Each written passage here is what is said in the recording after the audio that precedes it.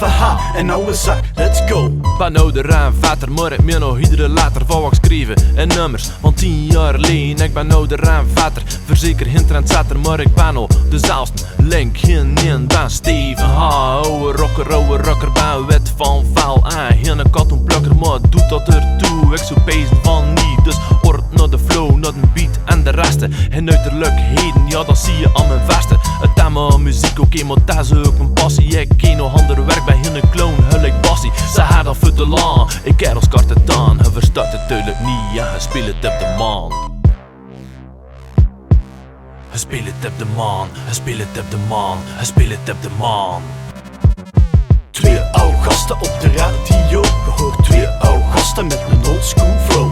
Twee oude gasten op de radio, het zijn Steven H. en oude zak, let's go. Goedenavond allemaal, ik ben de oude zak, zo had als Steven H, maar minder strak in de bak. Ik ben flexibel met mijn woorden, lijkt een acrobaat. Mijn timing zit zo strak als het pak van Adriaan. Dus geef mij een microfoon, ik sla mijn woorden rond de oren. Toen dat ik ermee begon, waren jij nog niet geboren. En ik rap niet van de straat, want ik heb daar niks verloren. Om mijn skills te demonstreren, moet ik niemand niet vermoorden. Ben helemaal mezelf, met uw bullshit ben ik klaar. Kid was zij de 12, zijn nu ballen al gedaald. Nee, het is niet voor te lachen, maar wat weet jij ervan? Je hebt het blijkbaar niet begrepen, want je speelt het op de man. Oude zak, baby. Je speelt het op de man, je speelt het op de man, je speelt het op de man.